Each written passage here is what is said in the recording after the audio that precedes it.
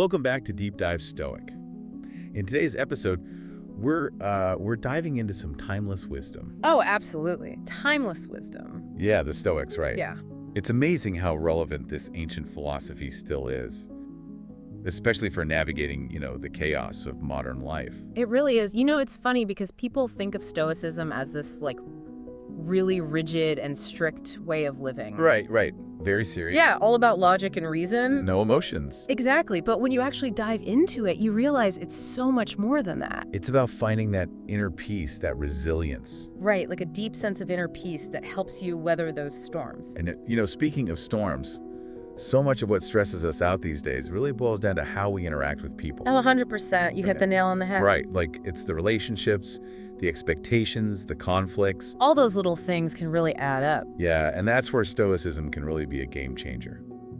Now, you shared some fascinating material with me. I did. I'm excited to dive in. Exploring all these practical ways we can apply Stoic principles to improve those relationships. Exactly, because it's not just about theory, right? It's about putting it into practice. Right. And it's funny, I was thinking about this the other day. The Stoics didn't have social media or 2047 news cycles to contend with. Oh, can you imagine? Can you imagine Epictetus scrolling through Twitter? Oh my gosh, no. That's a hilarious thought. Right.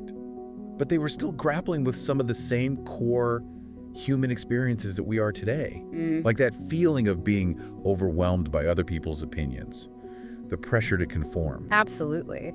It's like they had this deep understanding of human nature. Yeah, and they figured out ways to navigate those tricky social dynamics. Because, let's be honest, human beings are complex creatures. We're wired for connection, but that also means we're wired for conflict. So true. And we all crave validation, right? Right. We want to be liked, we want to fit in. But that desire to please everyone, it can be a real trap. It can lead us so far away from who we truly are. Totally. And that's where the Stoics come in, right? Yeah. Offering that guidance to help us find that sense of inner peace. Exactly. It's about finding that solid ground within yourself, regardless of what's happening around you. So that's our mission today, to dig into those timeless Stoic truths that can help us, our listeners, navigate the 21st century with a little more grace, a little more resilience, and a lot more inner peace. And hopefully have some fun along the way. Definitely. As we were prepping for this deep dive, there was this one thing that really jumped out at me. Oh, yeah. What's that? I'm curious. It was this almost universal struggle with caring too much about what other people think. Oh, I know that feeling all too well. It's so easy to get caught in that trap. Right. We get so entangled in this web of external validation that we completely lose sight of our own values. It's like we hand over the keys to our own happiness to other people. Yeah. And let's be honest, they might not even be the best drivers. So true. Yeah. And it's why are we so quick to do that? Why do we give so much power to the opinions of others? Well, I think Marcus Aurelius had some really insightful thoughts on this. Oh, for sure. He was all about that internal validation, wasn't he? Absolutely. He really challenged us to question why we seek approval from others when ultimately the only approval that truly matters is our own. Imagine it, you're lying in bed at night, replaying the day in your mind. Whose voice are you hearing? Is it your own, or is it the chorus of other people's judgments? Wow, that's powerful. It's whose opinion really matters at the end of the day. Right. And if we're constantly trying to live up to other people's expectations, we end up neglecting our own needs and desires. And I think it's so liberating to just embrace that idea that the only person you really need to please is yourself. It is. It's about letting go of that need to fit in and just being unapologetically you. But I think the question a lot of people have is, how do you actually do that? How do you actually start caring less about what other people think? Well, it starts with getting really clear on your own values. What are the principles that truly guide you? What do you stand for? It's about figuring out your own internal compass, right? Exactly. Because when your actions are aligned with your values, that's where you find that true sense of inner peace and authenticity. And it radiates outward, doesn't it? When you're genuinely living in accordance with your beliefs, you attract people who resonate with that. Absolutely. It's about quality over quantity in your relationships.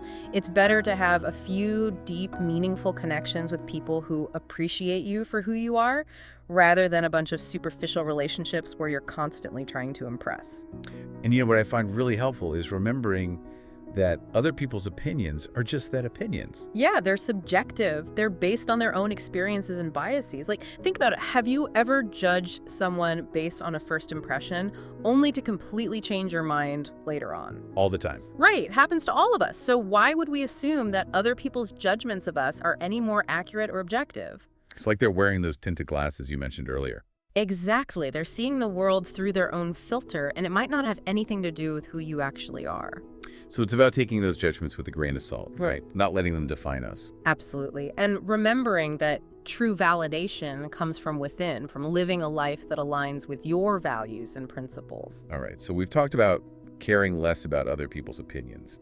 Now let's shift gears a bit and talk about honesty. Honesty, such a powerful word. Right. And, you know, the source material really delves into this idea of honesty as being about so much more than just telling the truth. Yeah, it's about a deeper kind of authenticity. It's about aligning your actions with your values, with who you are at your core. And there's something really powerful about that, isn't there?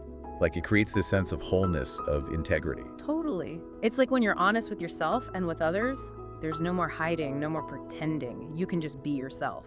And you know, Epictetus really emphasizes the practicality of honesty, doesn't he? Oh yeah, for sure. He makes this really compelling argument that honesty is actually the most efficient way to live. Like, think about all the mental gymnastics we go through when we're not being truthful. Like keeping track of all those little white lies, right? Exactly. It's exhausting, and Right. it takes up so much mental space.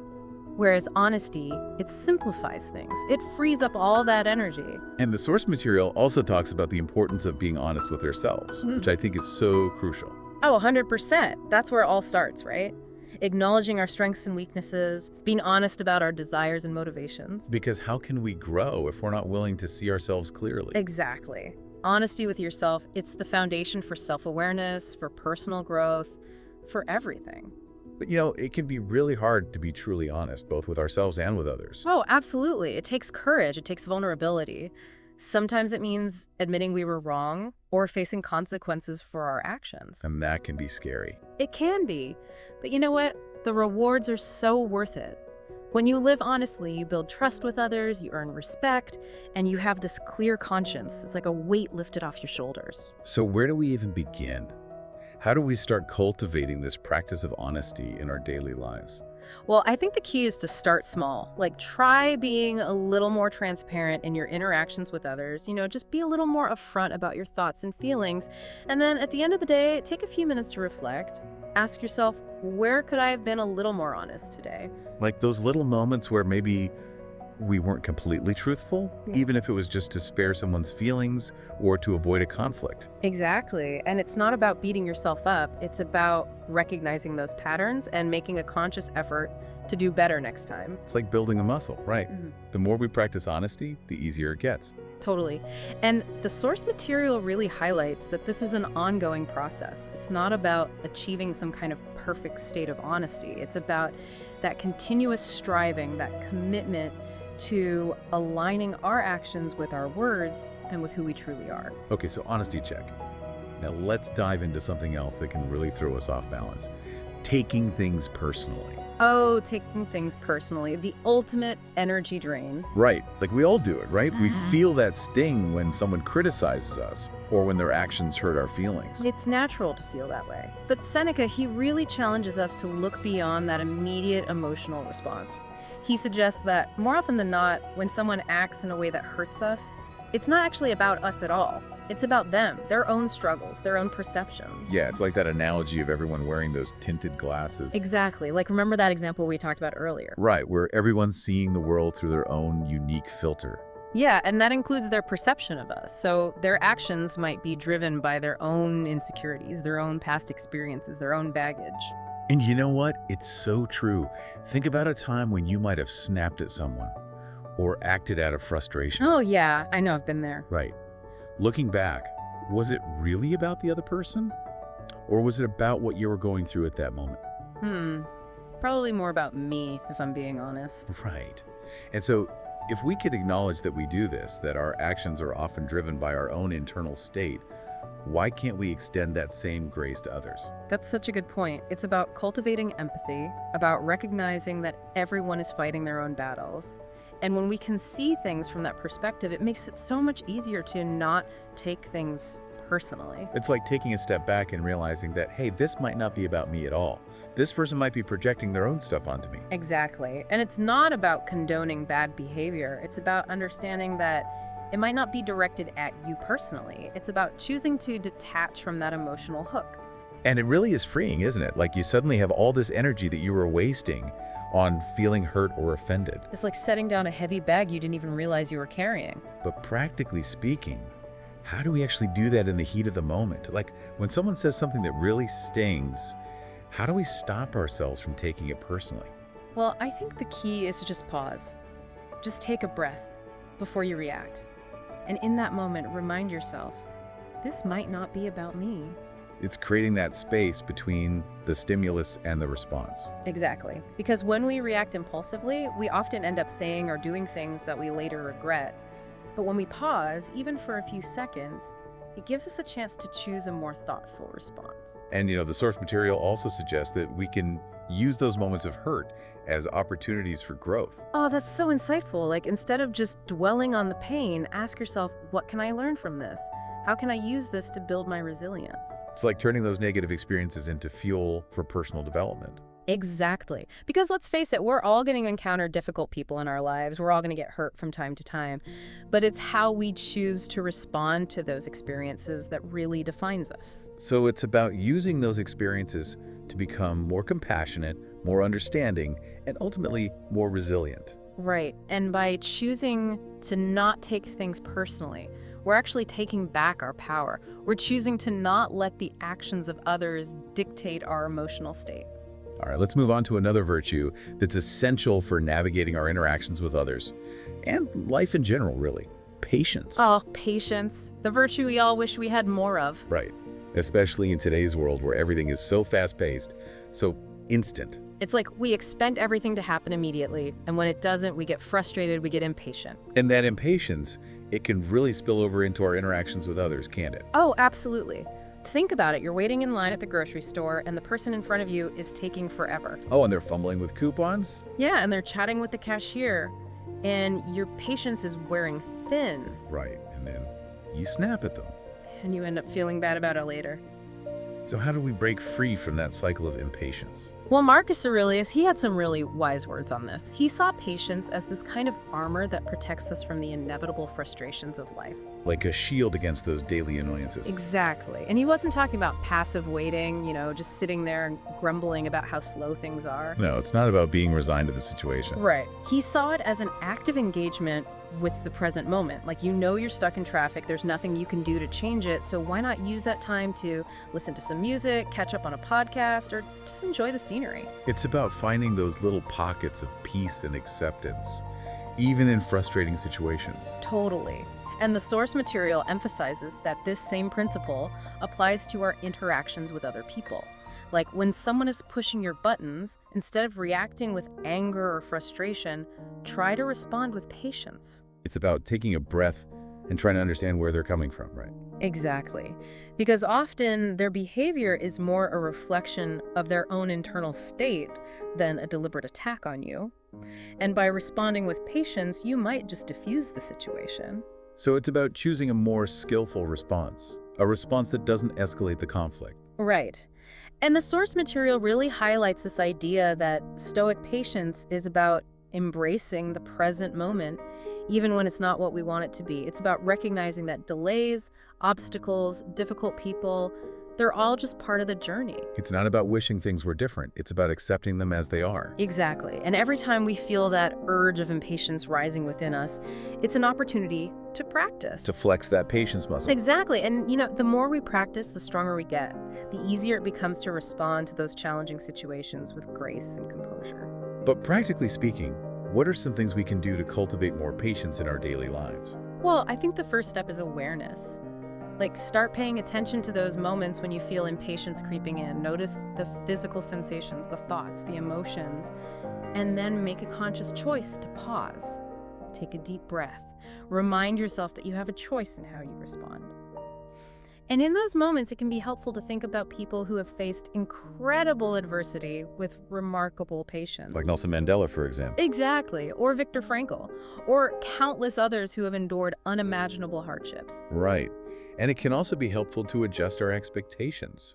Like, often our impatience stems from wanting things to happen on our timeline, according to our plan. Totally.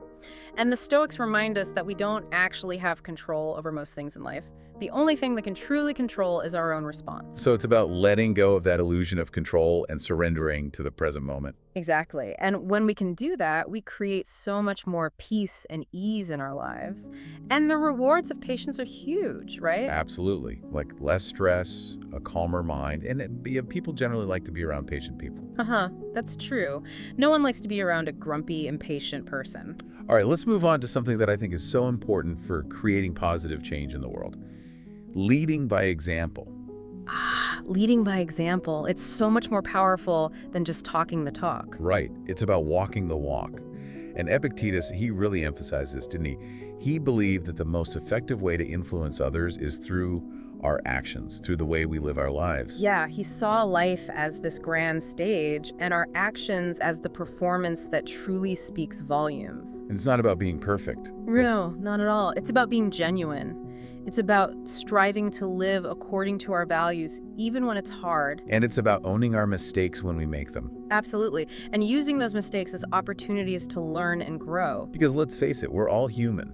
We're all going to mess up sometime. Right. But it's how we respond to those mess-ups that really matters. It's about showing up with humility, with a willingness to learn. And the source material talks about this concept of a ripple effect. Oh yeah, the idea that our actions have this impact that extends far beyond ourselves. Like, think about it when you see someone act with kindness, generosity, or courage. Doesn't it inspire you? Doesn't it make you want to be a little bit better yourself? Absolutely. It's like those acts of goodness, they have this way of spreading. Exactly. And on the flip side, when we see someone acting selfishly, dishonestly, or cruelly, it can also have a negative ripple effect. It can lower the bar for everyone. So it's like we have this responsibility, right, to be mindful of the example we're setting. Right. Because we're all interconnected, whether we realize it or not. Our actions have consequences, not just for ourselves, but for the people around us. And it starts with self-reflection, doesn't it? Like taking the time to really get clear on our values. Definitely. Like, what are the principles you want to guide your life? What kind of person do you want to be in the world? And then it's about consciously aligning your actions with those values day in and day out. It's about making those choices even when it's difficult, even when no one's watching. Exactly. And the source material emphasizes this idea of consistency. It's not just about doing the right thing when it's convenient or when it makes us look good. No, it's about being true to ourselves no matter the circumstances. Exactly. Because that's what builds trust. Yeah. That's what earns respect. That's what makes our example truly impactful. And it's inspiring, isn't it? To think that we can make a positive difference in the world just by striving to live authentically. It is. Because it's not about being perfect. It's about being the best version of ourselves. And that's something we can all aspire to. Okay, let's tackle something that feels especially relevant in today's world. Tuning out negativity. Oh, yeah. Negativity. It's everywhere these days. It's like a constant barrage, right? Social media, news, even just our everyday interactions. It's like trying to stay dry in a rainstorm. You can try to avoid the big puddles, but you're still going to get wet. So true. And all that negativity, it can really weigh us down. It can drain our energy, steal our joy, and just make us feel generally pessimistic about the world. Absolutely. And Marcus Aurelius, he had this really powerful concept for dealing with negativity. He called it the inner citadel. The inner citadel. That sounds intriguing. It is. He basically envisioned it as this fortress within ourselves, a place of peace and tranquility that's impervious to external negativity. Like a safe haven from the storm. Exactly. And the idea is that we have the power to create and maintain this inner sanctuary. It's about recognizing that we don't have to let the negativity in. We can choose to keep it at bay. But that's easier said than done, right? Like, how do we actually build those walls strong enough to withstand all that negativity? Well, the source material highlights this crucial distinction between what's in our control and what's not. Like, we can't control what other people say or do, right? We can't control the news cycle. Right, but we can control our own reactions. We can choose how we respond to those external events. So it's about focusing on what we can control, our own thoughts and our own actions. Exactly. And that starts with awareness. Like when you notice yourself getting sucked into negativity, just pause, take a step back, and remind yourself, I don't have to engage with this. It's about recognizing that we have a choice. Exactly. We can choose to scroll past that negative comment. We can choose to turn off the news. We can choose to walk away from a toxic conversation. And the source material also talks about the importance of trying to understand where that negativity is coming from. Oh, that's so important because often people who are projecting negativity are hurting themselves. They might be struggling with their own insecurities or pain. It's like they're trying to dim everyone else's light because they can't see their own. Right, and that doesn't excuse their behavior, but it can help us to not take it personally. It's about responding with compassion, even if it's just internally. Exactly. And the source material also emphasizes the power of mindfulness in tuning out negativity. Oh, yeah. Mindfulness is so helpful for staying grounded in the present moment. Totally. Because when we're mindful, we're not dwelling on the past or worrying about the future. We're just focused on what's happening right now. And that can be really helpful when we're feeling bombarded by negativity. Absolutely. It's about bringing our attention back to the present moment, to our breath, to our body, and just noticing those sensations without judgment. And what I find really helpful is to consciously surround myself with positivity. Oh, me too. Like curating my social media feeds, seeking out uplifting content, spending time with people who lift me up. It's about creating a positive environment for ourselves, both internally and externally. Exactly. Because we have more control over our environment than we often realize. And the more we can cultivate positivity in our lives, the less space there is for negativity to take root. So it's about being proactive, about making those choices that support our well-being. Right. And remembering that tuning out negativity isn't about becoming completely detached from the world. It's about choosing where we direct our energy and attention. It's about protecting our inner peace so that we can show up in the world as our best selves. Now let's shift gears a bit and talk about something that might seem counterintuitive when we think about Stoicism. Love. Oh, love. It's such a powerful force. Right. And sometimes there's this misconception that Stoicism is all about logic and reason, and that there's no place for emotions like love. Yeah, I've heard that too. But that couldn't be further from the truth. Exactly. The Stoics actually views love as an essential virtue, something we should actively cultivate in our lives. And Seneca, he had some beautiful things to say about love. He saw it as this active force that we put out into the world. Like it's not just a feeling, it's something we do. Right, and he believed that the more love we give, the more love we receive. It's like this beautiful cycle of giving and receiving. Exactly. And, in the context of Stoicism, love isn't just about romantic love. It's about approaching everyone with goodwill and benevolence. It's about seeing the humanity in everyone, even those who are difficult. Right. And it's about actively wishing well for others, regardless of how they treat us. And that can be really challenging, can't it? Like when someone's being unkind or disrespectful. It can be. But the Stoics believe that this is where our true strength lies.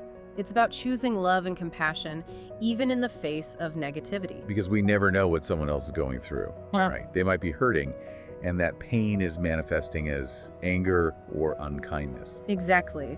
And so by responding with love, we're not condoning their behavior, but we're choosing to not get caught up in that negativity. It's about breaking the cycle. Right. And, the source material also talks about the importance of practicing forgiveness. Oh, forgiveness is so powerful. It is. It's about letting go of resentment and anger. It's about choosing to release that burden. Because holding on to anger and resentment, it only hurts us in the end. Exactly. It's like drinking poison and expecting the other person to die. And the source material also talks about the importance of loving life itself. Oh, that's so important. It's about embracing all of it. The good, the bad, the messy, the beautiful. It's about finding joy in the simple things, in the everyday moments. Right. And appreciating the beauty that surrounds us, even in the midst of challenges. Because life is a gift, right? Even when it's hard. Absolutely. And the Stoics remind us that it's fleeting, that we don't have forever. So let's savor every moment. Let's make the most of this precious time we have. And so how do we cultivate more love in our lives? Where do we even begin? Well, I think it starts with those small acts of kindness, like offering a genuine compliment to a stranger. expressing gratitude to our loved ones, just being a little more mindful of how we interact with the world. It's about choosing love in those everyday moments. Exactly. And, the source material suggests that we ask ourselves, is this action rooted in love? Is this thought rooted in love? It's about checking our intentions. Exactly. And if the answer is no, then maybe we need to make a different choice. And it's also about recognizing that love isn't weakness. Oh, absolutely. It actually takes a lot of strength to choose love, especially in challenging situations. It's about choosing compassion over anger, forgiveness over resentment. Right. And the Stoics believed that this is the path to true happiness, to true fulfillment. Okay, let's talk about something that can be a real struggle in our comparison-driven world, focusing on our own path. Oh, comparison. The thief of joy. Right, like it's so easy to get caught up in comparing ourselves to others, especially with social media. It is. It's like we're constantly bombarded with these curated images of perfection, and it can be really hard to not feel inadequate. Totally. Yeah. And that comparison trap, it can really derail us from our own journey. It can make us feel like we're not good enough, like we're not doing enough. Absolutely. But the Stoics had a really powerful antidote to this. Focus on your own path. Like eyes on your own lane. Exactly, because the only comparison that truly matters is the one with who you were yesterday. Are you growing?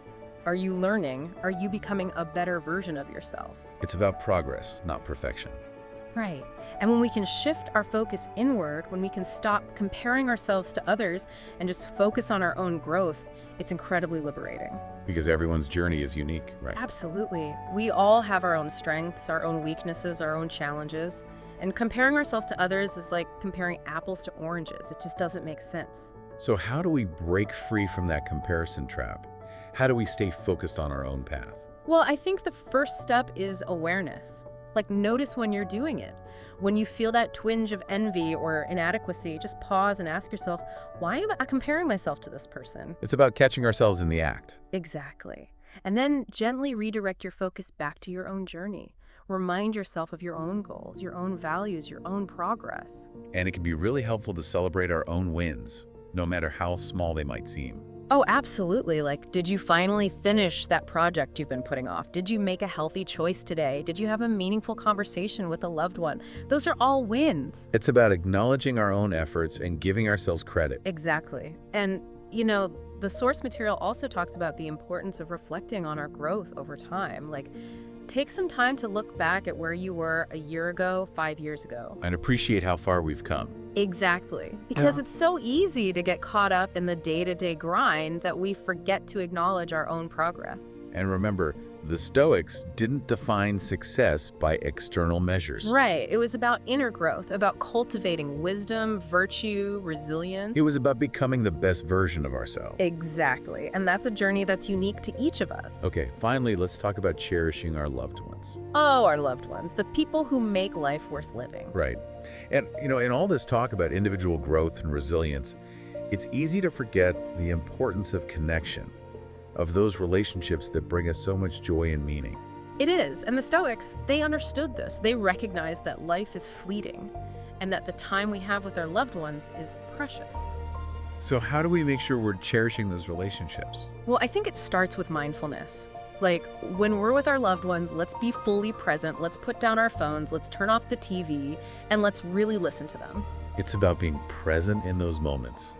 Yeah. Giving them our undivided attention. Exactly. And it's about expressing gratitude, like letting them know how much we appreciate them. And not just in words, Right. but in actions too. Right. It's about making time for them. Even when we're busy, it's about showing up for them, supporting them, celebrating their wins with them. Because relationships, they require effort. They do, but they're so worth it. Because at the end of the day, it's those connections that truly enrich our lives. It's the love, the laughter, the shared memories that make life meaningful.